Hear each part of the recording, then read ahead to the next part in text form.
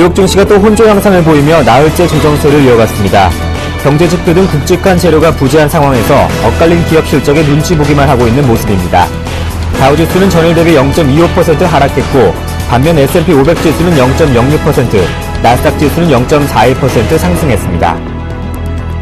유럽 주요 증시가 경기 회복을 둘러싼 불안감의 영향으로 혼조세 끝에 소폭 후퇴했습니다. 영국 증시가 0.12% 하락한 가운데 프랑스 증시는 0.03% 상승했고 독일 증시는 0.1% 내렸습니다. 올해 다보스 포럼이 위기 극복 후 다시 동력을 찾은 선진국 경제에 대한 낙관적인 분위기 속에서 진행되고 있습니다. 올해 선진국 경제의 강한 성장이 기대된다는 것이 다보스 포럼에 참석한 글로벌 리더들의 공통된 의견입니다. 미국과 독일이 올해 글로벌 경제를 주도할 것이란 전망이 나오고 있는 가운데 국제통화기금 IMF 역시 같은 분석을 내놨습니다. IMF는 올해 세계 경제 성장률 전망치를 3.7%로 2년 만에 처음 상향 조정하면서 미국 경제 전망을 종전 대비 0.2%포인트 올려 2.8%로 제시했습니다. 유럽연합 통계처인 유로스타트는 지난해 3분기 유로존 평균 정부 부채는 총 8조 8,420억 유로로 국내 총 생산 대비 92.7%를 나타냈다고 밝혔습니다. 이는 최고치를 기록했던 전분기의 8조 8,750억 유로보다 감소한 수치입니다. 절대 액수 기준 유로존 정부 부채가 감소한 것은 지난 2007년 4분기 이후 이번이 처음입니다. 유럽연합 28개 회원국의 평균 정부 부채는 2분기 86.7%에서 3분기 86.8%로 증가했습니다. 영국 통계청이 지난해 9월부터 11월까지 3개월 동안의 영국의 실업률이 5년 내 최저치인 7.1%를 기록했다고 발표했습니다. 이는 8월부터 10월 기록인 7.4%와 시장 전망치인 7.3%를 모두 하회한 수치입니다. 통계청은 또한 9월부터 11월 영국의 실업자 수는 232만 명으로 직전 3개월에 비해 16만 7천 명 줄어 역대 두 번째로 큰 감소폭을 보였다고 밝혔습니다.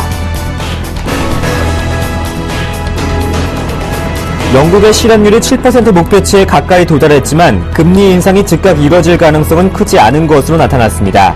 영란은행은 이번 달 통화정책회의 의사록에 따르면 정책위원들은 실업률이 7% 목표치에 도달했다 해도 즉시 금리 인상에 나서지는 않겠다고 전했습니다.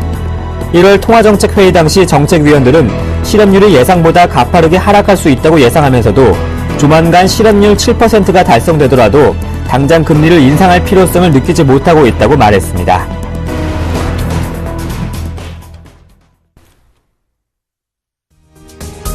안녕하세요. 굿모닝 대박예감의 강동석입니다. 뉴욕 증시가 나흘째 조정세를 이어갔습니다. 별다른 굵직한 경제지표 발표가 없는 가운데 기업들의 실적 눈치 보기만 이어지고 있는 상황입니다. 다우지수가 소폭 내린 가운데 나스닥과 S&P 500 지수는 소폭 올랐습니다. 유럽에서는 영국의 실업률이 최저 수준인 5년 만에 최저 수준인 7.1%까지 하락하는 등 경제지표 호조를 나타냈고 다만 영국의 실업률이 하락하면서 금리 인상 시기가 앞당겨지지 않을까 하는 우려가 커져 있는 상황입니다. 개장 전 발표된 최대 지방은행 US 뱅코프의 실적과 또 유나이티드 테크놀로지스 등의 실적은 다소 양호했습니다. US 뱅코프의 순이익이 시장 기대치를 웃돌았고 유나이티드 테크놀로지스는 작년 대비 순이익이 줄었지만 일회성 항목을 제외한 조정 순이익은 전년 동기 대비 늘었습니다. 뉴욕 증시는 조정 국면에 들어간 가운데 전일 상해 증시는 신경색 우려가 다소 해소되면서 2% 올랐습니다. 국내 증시 코스피도 1970선으로 연중 최고치를 나타냈는데요. 먼저 마감된 글로벌 증시부터 확인해 보겠습니다. 굿모닝 대박 예감 지금 바로 출발합니다.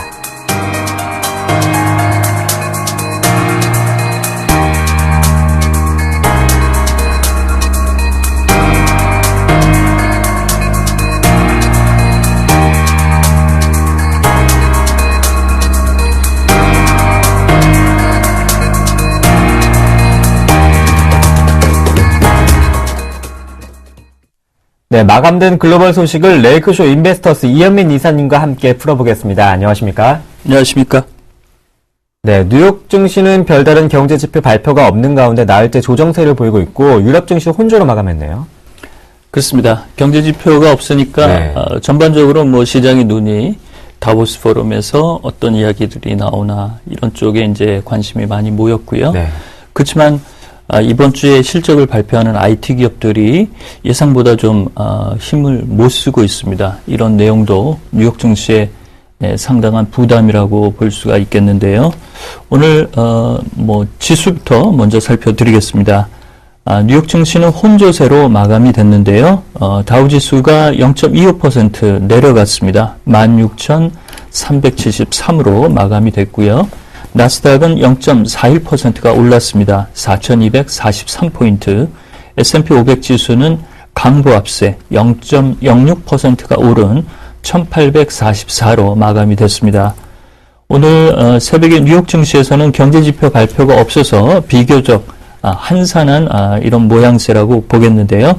그렇지만 실적 발표 기업들의 내용들은 현재 시간에도 굵직한 기업들이 많이 발표가 되고 있습니다. 엊그제 실적을 발표했던 IBM 역시 시장의 눈높이를 다소 못 맞췄는데요. 오늘 주가도 3.28% 내려갔습니다. 182달러 35센트에 마감이 됐고요. 저희가 이번 주 초에 말씀을 드렸는데요. 자파업계 코치는 실적이 좀 부진할 것이다 라고 예상을 했는데 그대로 시장의 예상치보다는 조금 미달이 됐습니다. 이러면서 오늘 주가가 6%나 내려갔습니다.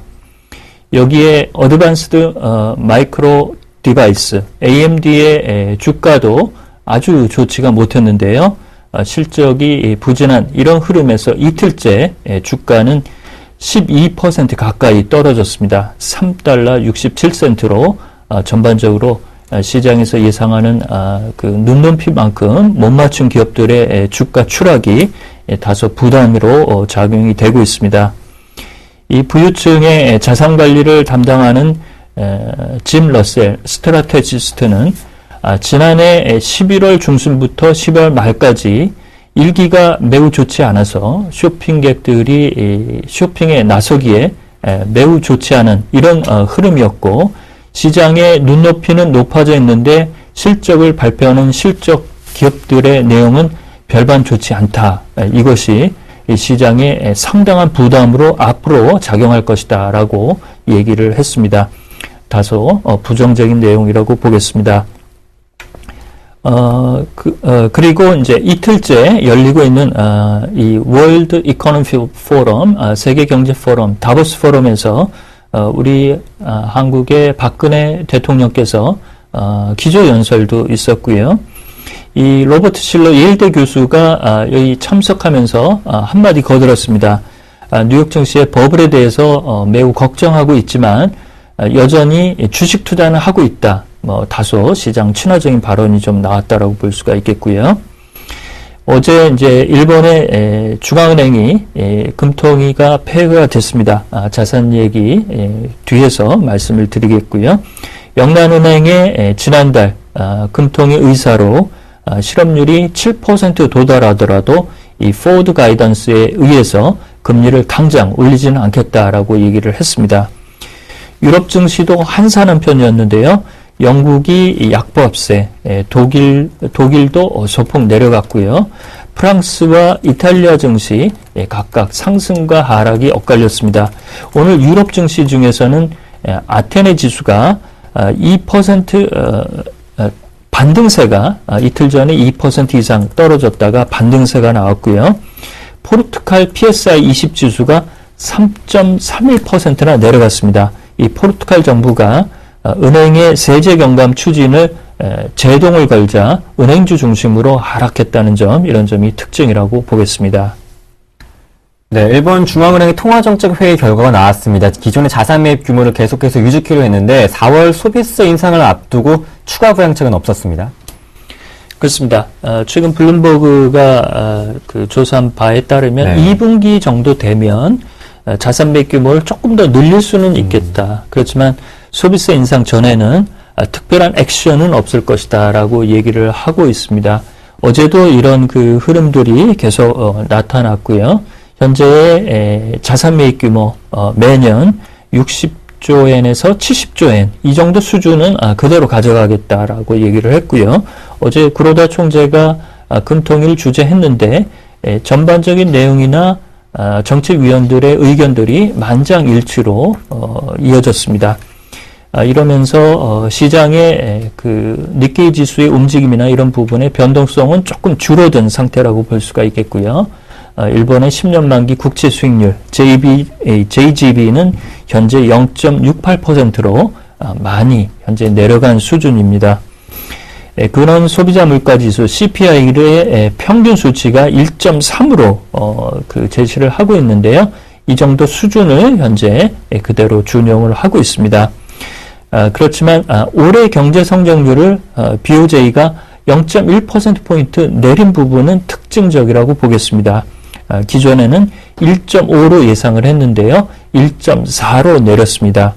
엊그제 IMF가 일본의 경제 성장률을 1.2에서 올해 1.7로 올린 부분과는 다소 격차가 있는 내용이라고 볼 수가 있겠습니다. 영란은행도 통화정책회의 의사록을 공개했죠. 실업률이 7%까지 내린다 해도 당장의 금리 인상은 없을 것이다 이렇게 이야기하는데요. 그렇습니다. 이거는 이제 연준이 그 에반스 룰로 가져가는 이런 맥락이죠. 실업률 6.5 이하가 되거나 인플레이션이 2.5 이상이 되더라도 금리를 당장 올리는 것은 아니다라고 얘기를 하고 있는데요. 영란은행 마크 카니 총재도 실업률이 7%에 도달하더라도 이 포워드 가이던스의 룰에 그 접근을 하더라도 당장 금리를 인상하지는 않겠다라고 얘기를 했습니다. 이 내용은 2달 전에도 이런 내용을 밝혔는데요. 11월 영국의 실업률이 7.1%로 10월 7.3보다도 0.2%포인트가 내려갔습니다. 최근에 실업률이 내려가는 이런 흐름에서는 영국 주택 가격의 상승이라든지 경제 성장률이 비교적 그 강건한 추세를 가져가고 있다는 점, 이런 점이 현재 미국과 영국의 경제 상황이 비교적 후한 점수를 주고 있는 내용이라고 보겠습니다. 따라서 마크 칸 총재가 지난해 7%의 실업률은 약 2016년 정도 도달할 것이다 라고 얘기를 했는데요.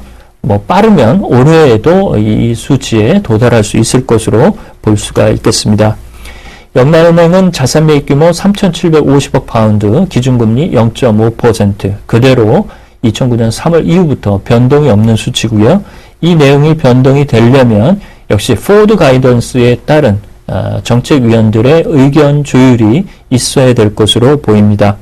따라서 이번 의사록에서도 주요 통화정책위원들은 적절한 시점에 금리 인상에 나설 수도 있다라고 여지는 내놨습니다만 구체적인 시점에 대해서는 함구하고 있다는 점, 이런 점을 들 수가 있겠습니다. 중국의 그림자 금융의 대표 상품인 자산관리 상품 일부가 부도가 났다고요? 그렇습니다. 이 자산관리 상품이 일부 부도 처리되는 거는 그 이전에도 있었습니다. 네. 근데 이제 이것이 이제 새롭게 부상하는 부분은 여기 이제 투자했던 투자가들이 이제 지방 정부에 가서 이제 피켓을 들고 시위를 하고 이런 부분이 나오니까 조금 시끄러워지는 이런 수순이 되고 있는데요.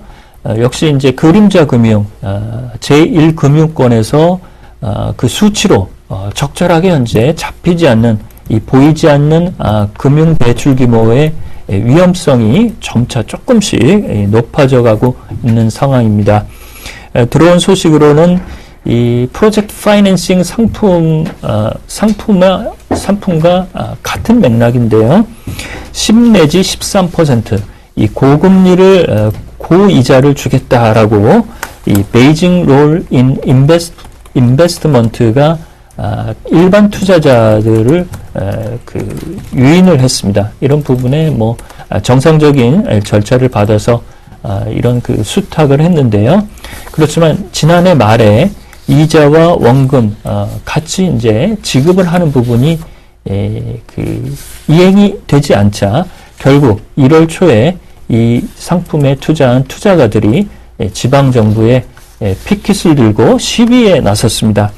이러자 이 핑안보험이나 중국건설은행 이 신탁 상품을 판매한 창구에서는 여기에 대해서 구제금융을 통해서 이 베이징 롤 인 인베스트먼트에 투자를 가져가지 않겠다라고 선언을 했습니다.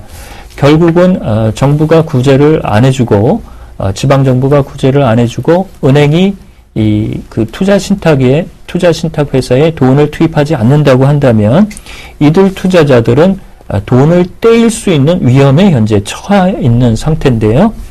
현재 중국의 공상은행은 이러한 투자 신탁 상품이 이달 말로 약 30억 위안 상당에 달하는데 이것에 대해서 지급 보증을 하지 않겠다라고 아예 선언을 했습니다.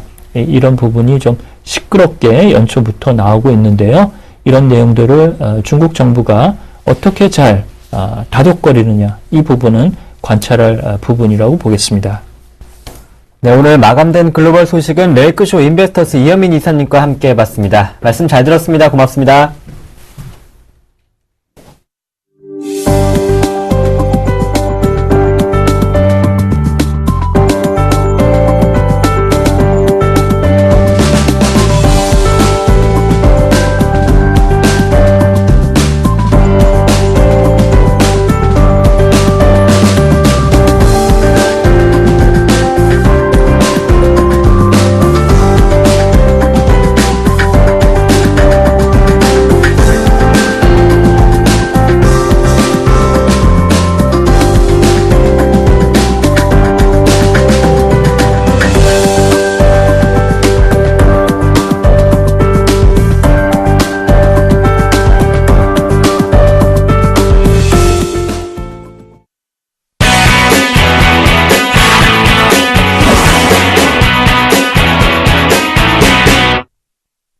오늘장 전략 시간입니다. 목요일은 수급을 통해서 오늘장 전략을 세워보는 시간인데요. YG인베스트의 심기현 대표님과 함께합니다. 안녕하십니까? 안녕하십니까? 네, 지난 5일간 코스피와 코스닥 시장을 봐보면 오늘 코스피는 전일장에서 1970선으로 연중 최고치로 마감을 했습니다. 코스닥이 상대적으로 견조하면서 6일째 상승 이어가면서 520선 안착을 성공을 했는데요. 코스피 시장에서는 외국인이 IT 업종에 관심을 가진 반면 기관은 자동차 업종에 대한 관심이 커지고 있습니다. 오늘 현대차 실적 발표도 있는데 워낙 기대치가 낮아진 상황 속에서 현대차 실적은 또 어떨지 기관과 외국인의 한번 수급부터 살펴볼까요? 네, 우선은 외국인부터 말씀을 드리면 삼성전자에 대한 외국인 매수세는 강하게 들어왔습니다. 순매수 상위 종목에 가장 높은 이름을 올렸다라고 말씀드릴 수가 있겠고, 그 밖에 대우조선해양이라든가 LG디스플레이, 삼성엔지니어링, 네이버 쪽으로 매수세 들어왔습니다. 반면에 외국인 매도한 종목 같은 경우에는 기아차, 삼성중공업, 대림산업, 두산중공업, LG 쪽으로 매도세 나왔고, 기관은 반대로 기아차에 대한 순매수세가 가장 강하게 들어왔고, 마찬가지로 삼성중공업, 현대차, 신한지주, NC소프트 쪽으로 매수, SK하이닉스와 KB금융, 삼성물산, 한국전력, 현대상선 쪽으로는 매도세 보였습니다. 말씀해 주셨던 대로 현대차 사실 영업이익률에 대한 부분이 상당히 좀 감소할 것이라는 그런 전망도 나오고 있지만은 워낙 엔화 약세에 따른 우려감 속에서 주가에 대한 부담감이 먼저 선 조정받은 그런 양상을 보였기 때문에 우리 실적 발표 이후에 투자 심리가 살아날 수 있지 않을까라는 기대감이 조금씩 기관 중심으로 해서 매수세에서 조금 확인이 되고 있다라고 정리 드릴 수가 있겠고, 외국인들 같은 경우에는 조선업종에 대해서는 전체적으로 사주고 있는 모습은 아닙니다. 앞서 말씀드렸던 대로 대우조선해양 쪽으로는 매수, 반대로 삼성중공업 쪽으로는 매도 움직임이 보이고 있는데, 유럽 쪽에 대한 경기 회복, 경제 지표가 최근에 개선이 빨리 되고 있기 때문에 조선업종 같은 경우에는 외국인 시가 약간 긍정적으로 전환될 가능성이 조금 더 높지 않을까라는 코멘트 가능하겠고, 네이버에 대한 외국인들에 대한 관심도가 재차적으로 높아지고 있는 모습 보이고 있습니다. 역시나 외국인이 사주는 모습을 보인다라고 한다면은 70만 원대 에 대한 강한 매수세가 좀 들어왔는데, 사실 최근 들어서 외국인들 같은 경우는 약 2거래일 연속적으로 팔았다. 하지만 최근에 5거래 전에 약간 좀 강한 매수세가 들어왔기 때문에 그와 관련된 기대감, 그리고 아직까지는 네이버 완전하게 수급이 개선되지는 않았지만은 그 많은 외국인들에 대한 수급이 들어온다라고 한다면 70만 원대의 강한 지지 라인도 형성할 수 있을 것으로 판단되고 있기 때문에 한 번쯤 다시 한번 기대 가져보자라고 정리해 드릴 수가 있겠고, 문제는 SK하이닉스인데 사실 반도체 관련된 업종에 대한 기대감이 상당히 높았던 것이 사실이고, SK그룹 내에서도 SK하이닉스에 대한 위치는 계속적으로 올라가고 있는 모습 보이고 있습니다. 하지만 4만 원에 대한 분명한 부담감은 존재하고 있다는 거, 1월 9일 39,250원대 고점 형성 이후에 기관 중심으로 한 매물, 그리고 적극적인 매수 주체도 약간 부재한 상황이기 때문에 업황 호조에 대한 기대감으로 단기 접근하는 것은 약간 리스크 있다는 거, 약간 추세적인 변화 움직임을 체크를 하실 필요가 있는 종목이다라고 말씀을 드리도록 하겠습니다. 네. 네, 코스닥 시장에서는 외국인과 기관이 매수했던 종목, 또 매도했던 종목들이 엇갈리네요. 네, 코스닥 같은 경우에는 외국인 종목 같은 경우에는 원익 IPS, 인터파크, GS 홈쇼핑, CJ 오쇼핑, 위메이드 쪽으로 매수세에 들어왔고 반면에 매도한 종목 같은 경우에는 우전 한엔단, 그리고 성광밴드, 썬데이토즈, 서원인텍, 한국전자금융 쪽으로 매도세에 나왔습니다. 기관 같은 경우는 유진테크, KH바텍, 그리고 다음 BH, 상호하이텍 쪽으로 매수, 반면에 GS 홈쇼핑, CJ 오쇼핑, 메리톡스, 썬데이토즈, 원익 IPS 쪽으로는 매도세에 보였는데 말씀해 주셨던 대로 원익 IPS, GS 홈쇼핑, CJ 오쇼핑 같은 종목 쪽에 있어서는 상당히 외국인들은 사는 그런 모습 보였는데 반대로 이들 관련된 종목 쪽으로는 매도세 보였다라는 거.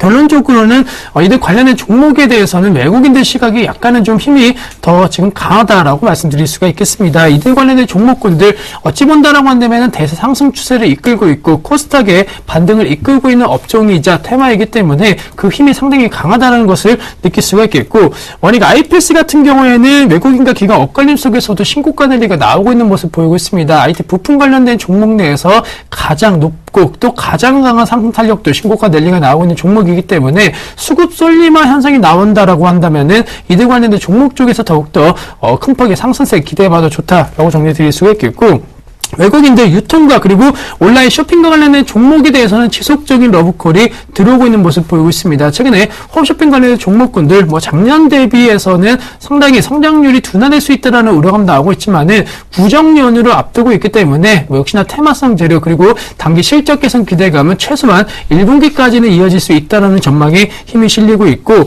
썬데이토즈 같은 경우에는 아시겠지만 한 주간의 최대 이슈 종목이었습니다. 신규 게임과 관련된 출시 기대감 또 그와 관련된 표적 논란까지 나오고 있지만은 전체적으로 워낙 주가에 대한 급등 양상이 개인 중심으로 하고 나오고 있는 종목이다라는 거. 하지만 외국인과 기관 중심으로 해서는 지속적으로 차익 실현이 나오고 있기 때문에 약간은 좀 경계할 필요도 있다라는 거 기억하실 필요 있겠고 결제 금융 관련된 종목에 대한 상승세는 계속적으로 이루어지고 있다라는 거. 모바일 결제, KG 이니시스라든가 이러한 종목 쪽에 대한 매개세가 약간은 주춤한 가운데 나이스 정보통신이라든가 한국전자금융 같은 종목 쪽에 있어서는 지속적인 상승세가 이어지고 있다라는 거. 올 한 해 같은 경우에도 이 전자금융과 관련된 종목군들에 대한 성장성, 그에 따른 수익성 개선 기대감은 코스닥 시장에서 연초부터 상당히 강하게 나오고 있는 상황이다라고 말씀을 드리도록 하겠습니다. 네, 한편 개인들은 테마주에 열광한 한 주였습니다. 썬데이토즈 같이 결제 금융주 또 AI 백신주 같은 테마주에 관심이 쏠렸었잖아요. 네, 우선은 말씀해 주셨던 대로 개인 같은 경우에는 코스닥 쪽에 대한 매개세가 좀 집중되는 모습 보이는데 네. 그래도 대형주 중심으로도 매수세가 들어온 종목군들 확인해 보면은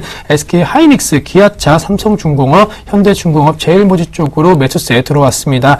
또한 코스닥 같은 경우에는 셀트리온, 썬데이토즈, 레드로버, 위니스, 태웅 쪽으로 매수세에 들어갔는데 제일모직은 실적 불안감이 큼에도 불구하고 개인들이 매수세 보이고 있다라는 거. 사실 신규 성장성과 관련된 얘기들이 나오고 있지만은 주가적인 측면만 놓고 봤을 때는 아직까지 불안감이 상당히 크다라는 거. 이 종목 같은 경우에는 전체적인 신저가 기록이 계속적으로 되고 있기 때문에 사실 시장에서 완전히 소외되었다라는 거, 쉽게 턴어라운드가 될지에 대해서는 아직 예측이 어렵기 때문에 주가 신저가 종목으로 접근하는 것은 상당히 리스크 있다라는 거 기억하실 필요가 있겠고, 앞서 외국인가 기관 중심으로 해서 매도수 나오고 있는 SK 하이닉스에 대해서 오히려 개인들이 강하게 매수해주고 있는 모습을 보이고 있습니다. 하지만 전체적으로 SK 하이닉스 역시나 4만원대에 대한 회복 기대감 아직까지는 충분히 나오진 않을 것으로 판단되고 있기 때문에 얼마만큼 눈높이에 맞는 4분기 실적이 나오느냐에 따라서 SK 하이닉스 재차적으로 상승 랠리를 보이냐 아니면은 약간 하락 반전을 하느냐가 중요한 길목에 있을 것으로 판단되고 있기 때문에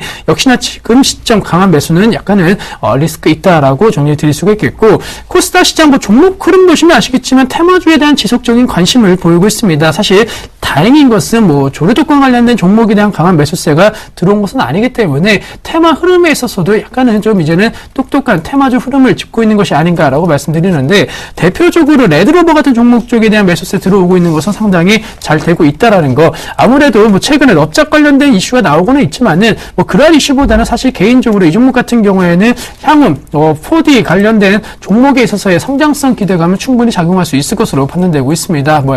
애니메이션 관련된 종목이 아닌 IT 관련된 종목에 있어서 있어서 핵심 종목으로 부각될 수 있을 것으로 판단되고 있기 때문에 최근에 급등 현상에 따른 매물 나오면서 약간은 주가 큰 폭의 조정 나오고 있지만은 재차적으로 조정에 대한 압력만 작아진다라고 한다면은 언제든지 상승할 수 있다라는 거, 레드로버 쪽에 대한 관심을 유효하다라고 말씀드리도록 하겠습니다. SK 하이닉스에 대한 리스크 관리가 필요한 상황 속에서 신규 매수에 대한 관심은 실적 확인 후에 전략을 세워보자 말씀해 주셨습니다. 종목 장세가 가고 있는 상황 속에서 점차 개인들은 종목을 고르기가 좀 어렵습니다. 심기현 대표님이 보시는 관심주 어떤 종목인지 궁금한데요. 네, 우선은 뭐 사실 종목에 대한 선택이 어려울 때 항상 말씀드리지만 신고가 관련된 종목에 있어서 펀더멘탈 그리고 향후 성장성 그리고 지금 당장의 실적 개선이 뚜렷하게 나타날 수 있는 업종과 종목을 찾자라고 말씀드리는데 그 대표 업종이 LED 관련된 업종 그중에서도 서울 반도체가 될 수 있을 것으로 판단되고 있습니다.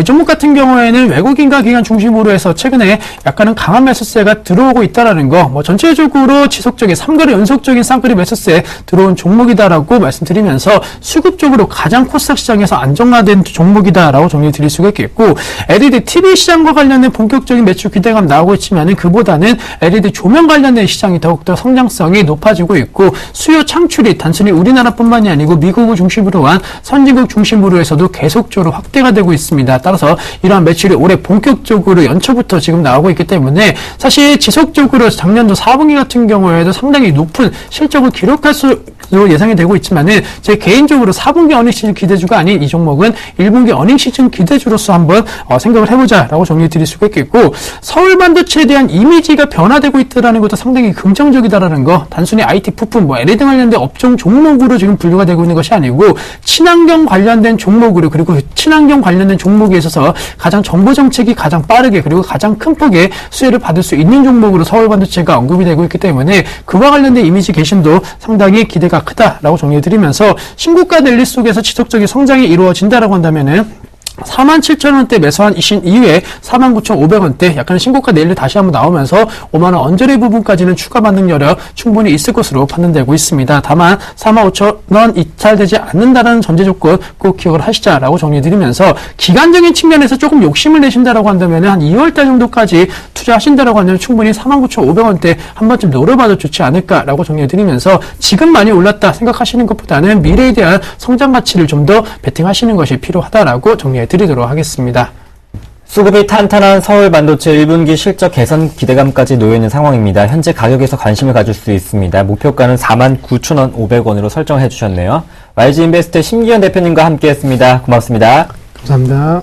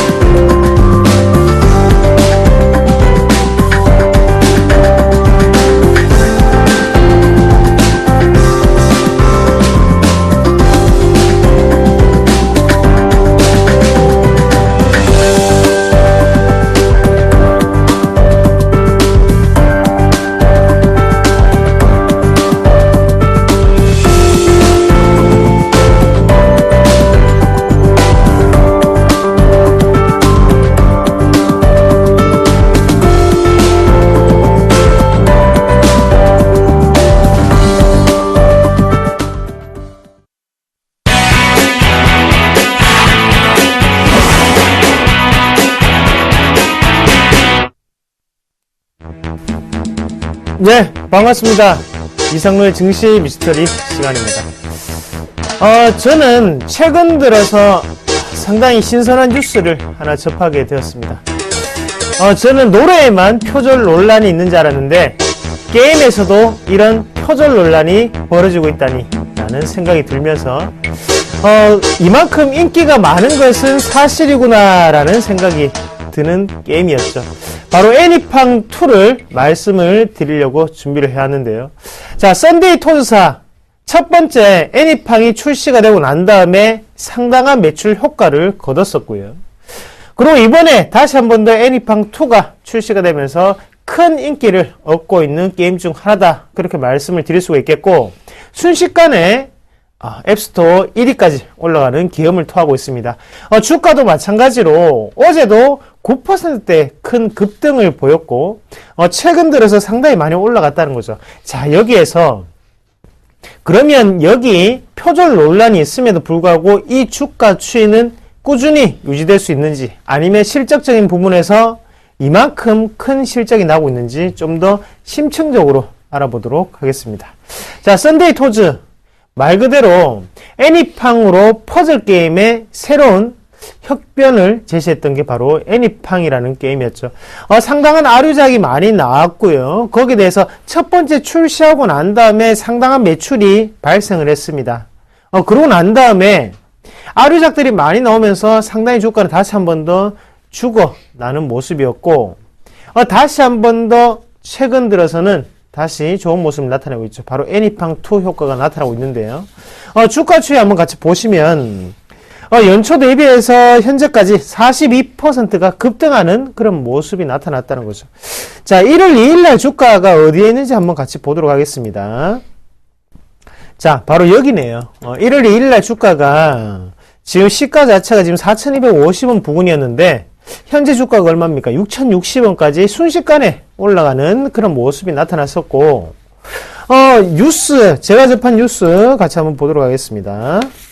자, 애니팡2 매출 순위 4위에 올라. 자, 원조와 짝퉁, 진검승부 임박이라는 뉴스였습니다. 자, 왼쪽에 보시는 화면은 바로 캔디 크러쉬사가 바로 더킹 회사에서 만든 게임이고요. 오른쪽은 바로 썬데이 토즈사의 바로 애니팡2 게임입니다. 두 개 방식이 상당히 유사합니다. 그리고 캔디 크러쉬 사가 같은 경우에는 제가 많이 해보진 않았는데 뭐 블럭을 제하는 게임이라면 똑같이 애니팡 같은 경우에도 얼음을 제하는 그런 플레이가 나타나고 있다는 점. 그래서 안에 세부적인 사항은 조금씩 다를지언정 큰 틀은 똑같다라는 거. 이런 점이 지금은 계속적으로 표절 논란이 일고 있다는 거죠. 자, 그래서 캔디 크러쉬 사가 같은 경우에는 영국 회사인데요. 지금 앱스토어, 미국의 앱스토어에 특허권 보호 신청을 했다고 하죠. 그만큼 국제적인 분쟁 자체가 다시 한 번 더 일어날 수 있는 그런 분위기가 나타나고 있다는 것에 대해서 우리가 좀 더 주목할 필요가 있다는 겁니다. 그러면 과연 이 두 가지 게임, 이렇게 표절 논란이 불러일으킬 만큼 지금 시장에 큰 돈이 될 수 있는 사업인가? 우리가 같이 순위를 한번 보시면요. 최고 매출 순위를 보면 캔디 크러쉬 사가 같은 경우에는 2위권에 분포를 하고 있는 상태고요. 자, 애니팡2 같은 경우에는 4위권에 분포하고 있습니다. 자, 애니팡2가 나온 지 얼마 되지 않았음에도 불구하고 이렇게 4위까지 올라간다는 것은 그만큼 여기 이 퍼즐 게임에 대한민국 사람들은 상당히 중독되어 있구나, 그만큼 많이 하는구나 라는 부분을 우리가 체크를 해볼 필요가 있다는 거죠. 자, 그리고 최근에 인기 게임 순위 1위는 바로 애니팡2, 그리고 지금 5위권이 캔디 크러쉬 사가가 분포를 하고 있습니다. 캔디 크러쉬 사가가 한 달 전까지만 하더라도 매출 순위 그리고 인기 순위 둘 다 1위권을 나타내고 있었는데 현재 같은 경우에는 다시 한번 밀리는 모습이었습니다. 바로 애니팡2가 등장을 하면서 똑같은 게임이면 애니팡2가 좀 더 아기자기하기 때문에 이걸 하자라고 생각을 하시는 분들도 많으시고요. 둘 다 시간 제한이 없기 때문에 상당히 적적하게 할 수 있는 게임이 바로 이 두 가지 게임이라고 말씀을 좀 드릴 수가 있겠고, 그만큼 지금 분쟁 자체라든지 아니면 특허에 관한 문제는 앞으로도 계속적으로 오해의 소지가 작용할 수 있다라는 부분을 우리가 체크하실 필요가 있을 것 같아요. 그러면 과연 썬데이 토즈사의 2013년 실적은 어땠을까요? 상당히 안 좋았죠. 지금 최근 들어서 게임주의 실적이 안 좋은 것은 누구나 다 알고 있습니다. 그 중에서 모바일 게임 같은 경우에는 더욱더 심하다는 거죠. 자, 퍼즐 게임이 과연 편의성도 좋습니다. 하지만 이 분위기 자체가 돈으로 연관될 수가 있을까? 생각보다는 상당히 현금성이 떨어진다는 거죠. 이런 분위기, 바로 현금성을 창출을 잘 해냈던 기업이 어딜까요? 바로 게임빌이라고 보시면 가장 좋습니다. 게임빌 그리고 컴투스는 원래부터 가장 시초적으로 모바일 게임을 진행해 왔던 터라 이런 현금 창출이 상당히 뛰어나다고 보는 반면에 지금 썬데이토즈 같은 경우에는 그런 현금 창출 능력이 상당히 떨어졌다는 거죠. 하지만 최근 들어서 2014년에는 다시 한 번 더 애니팡2에 대한 실적이 한 번 더 잡힐 수 있다는 것을 우리가 염두에 두셔야 될 것 같아요. 2013년에 애니팡이 출시가 되고 난 다음에 실적은 3개월 동안 분기 실적이 상당히 높게 올라가는 모습이 나타났습니다. 그만큼 회사를 지금까지도 먹여 살리는 게 바로 애니팡이라는 게임이었고, 애니팡2가 등장하면서 다시 한 번 더 썬데이토즈사의 실적 자체를 우리가 좀 더 눈여겨보실 필요가 있다. 그렇게 말씀을 좀 드리겠고요. 주가 추이 한번 같이 보면서 앞으로의 전망 한번 조심스럽게 예단을 좀 해보겠습니다. 주가 추이 한번 크게 보겠습니다. 크게 한번 보시면 고점이 바로 6,300원이었습니다. 지금은 다시 한 번 더 6,060원까지 올라오는 그런 모습이었고, 현재 분위기상으로 본다면 신고가 랠리를 이어가야 되는 게 맞겠지만, 제가 보는 시각 아직까지 악재는 남아있다. 어떤 악재요? 바로 이런 국제 분쟁이라든지 아니면 특허권에 관한 분쟁이 아직까지 남아있기 때문에 현재 자리에서는 우리가 관망을 해야 될 시점이 아닌가, 그렇게 말씀을 드리겠습니다. 이 분위기, 바로 이 분쟁 자체가 해결이 된다면 그때는 악재가 해소되는 과정이기 때문에 우리가 좀 더 긍정적으로 볼 필요가 있겠지만, 현재 신고가를 돌파하기 위해서는 또 다른 모멘텀, 바로 호재거리가 있어야 된다는 거죠. 하지만 그런 호재거리가 아직까지는 부족하다는 점 다시 한 번 더 인식을 하시고, 잘 가면 물론 좋습니다. 하지만 그만큼의 리스크는 따르다는 거 다시 한 번 더 기억을 하시면 가장 좋을 것 같습니다. 자, 안전한 주식은 없습니다. 그렇다고 위험한 주식도 없습니다. 대신에 리스크는 본인 스스로가 감당하는 몫이기 때문에 너무 빨강색만을 쫓아가는 그런 추격 매수는 하지 마시자. 그렇게 결론적으로 말씀을 드리도록 하겠습니다. 오늘도 성투하시길 바라겠습니다. 고맙습니다.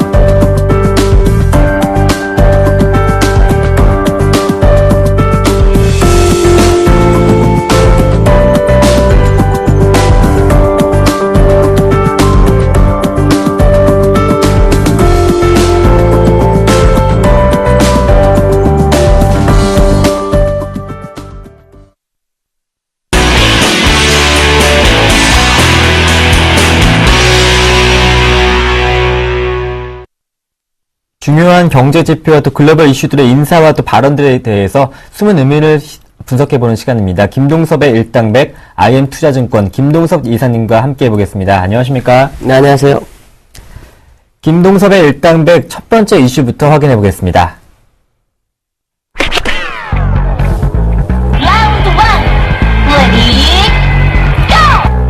일본은행은 금융정책 결정회의를 열고 본원 통화량을 연간 60조에서 70조에 늘리는 기존 정책을 계속 시행키로 했습니다. 4월 소비세 인상을 앞두고 추가적인 부양책은 없었네요. BOJ가 이번에 그 소비세 증세 때문에 시장에서는 뭔가 양적 완화 조치가 있지 않을까라고 했는데 안 했죠. 결국 본원 통화를 60조에서 70조엔을 유지하는 거로 해서 끝을 냈는데요. 이것은 이제 지난달에 미국에서 테이퍼링을 했기 때문에 그 테이퍼링 속도를 확인하는 그런 작업이 좀 필요한 것 같습니다. 그래서 아마도 자네 델런의 움직임을 보면서 그들의 어떤 시장의 방향성을 제시하는 것에 따라서의 움직임이 나타날 소지를 좀 열어두고 보시는 게 좋을 것 같고요. 일본은 사실 추가적인 조치를 하기가 굉장히 부담스러운 상황에 있습니다. 왜냐하면 가장 중요한 것은 그 미국에서 양적 완화를 이제 줄여나가는 상황인데 일본이 늘려나간다는 것은 시장에 상당히 부담이 될 수 있는 부분이죠. 그래서 이 부분이 이제 서로 어느 정도의 방향성을 제시해 주는지 이게 상당히 중요할 것 같고요. 엔화 약세를 유도하고자 했던 아베 신조의 그 아베노믹스, 이것이 이제 시장의 교착 상태가 되어 있습니다. 무슨 말이냐면, 더 이상 엔화 약세가 이루어지기는 굉장히 어려운 상황이다.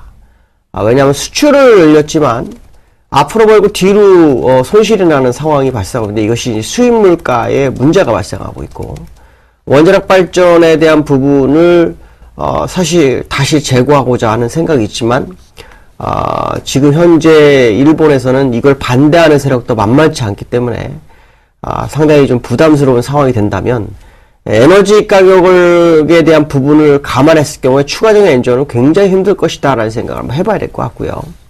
참 중요한 것은 이 기술적 분석상으로도 상당히 일본 장이 좀 이제 더 이상 양적완을 힘들겠구나 라는 생각을 좀 하게 하는 차트가 나옵니다.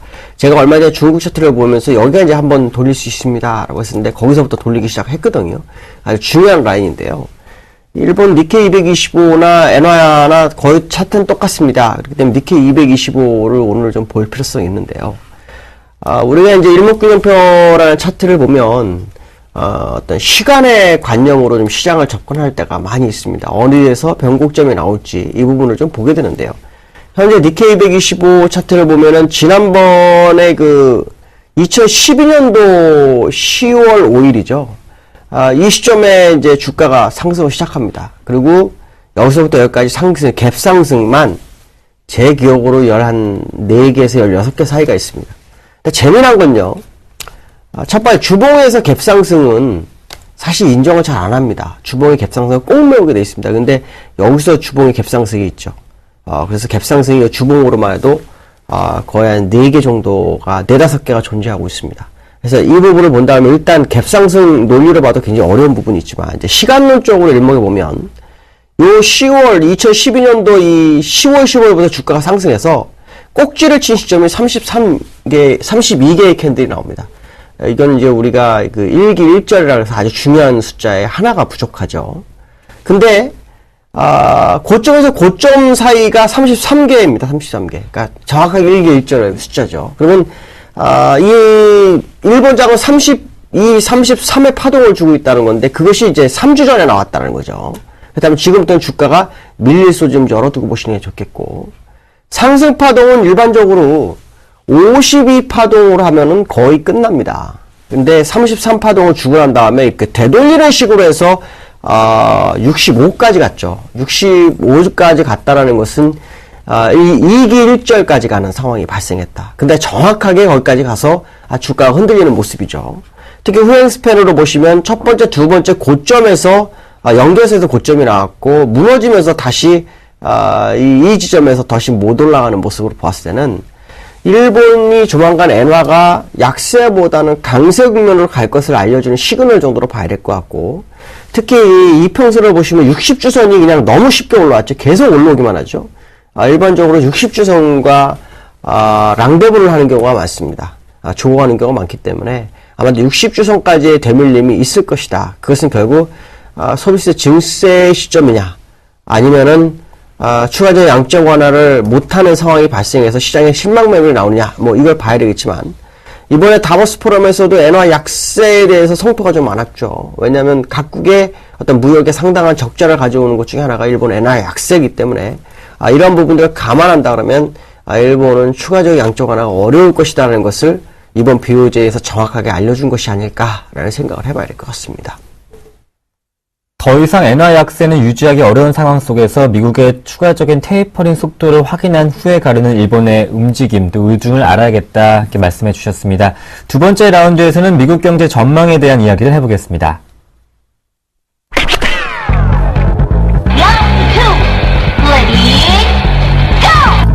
미국 민간연구소 스트래포 창립자인 조지 프리드먼은 미국은 중국 등 경제국가의 도전에도 불구하고 향후 25년 동안 세계 경제를 이끄는 슈퍼파워로 남게 될 것이라고 평가했습니다.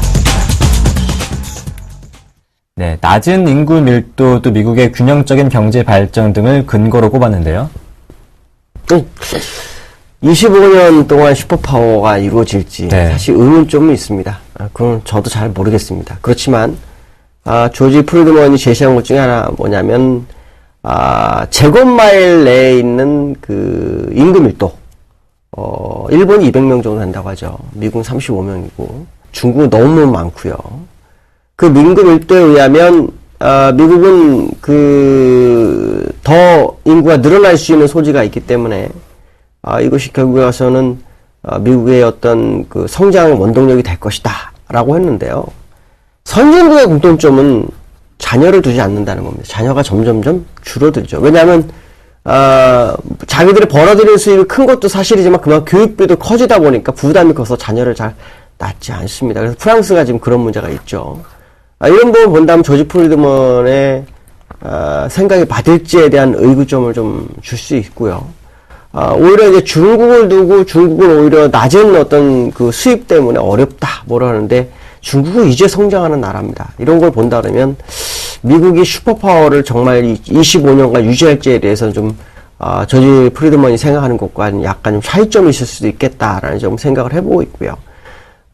실제로 미국 같은 경우에는 성장 동력이 점점점 죽어갈 수도 있습니다. 물론 요즘 셰일가스가 미국을 살리고 있는 것은 사실이지만 미국은 2차 산업을 계속 유지해야 된다. 3차 산업이 더 발전하고 있다는 거죠. 이것은 결국 좋은 건 아닙니다. 그러니까 3차 산업의 발전을 많이 하게 되면 서비스의 질은 좋아지지만 실제로 2차 산업에서의 노동력이 굉장히 줄어드는 상황이 발생할 수 있기 때문에 이런 부분들은 좀 더 지켜봐야 되겠다. 그러나 조지 프리드먼이 얘기한 것처럼 인구 밀도로 보는 것은 좀 제가 볼 때 잘못된 것 같다라고 말씀드릴 수 있을 것 같습니다. 네, 미국의 성장 동력이 죽어가는 상황 속에서 향후 25년 동안 슈퍼파워로 갈 수 있을지는 조금 의구심이 든다 이렇게 말씀을 해주셨습니다. 오늘 김동섭의 일당들 IM투자증권 김동섭 이사님과 함께 해봤습니다. 말씀 잘 들었습니다. 고맙습니다. 네, 감사합니다. 전일 연중 최고치를 찍었던 1970선을 보였던 코스피 오늘 추가적인 상승이 있을지 코스닥의 520선의 안착을 넘어서 계속돼서 추가적인 상승도 한번 기대해 보겠습니다. 굿모닝 대박 예감 시청해주신 여러분 고맙습니다.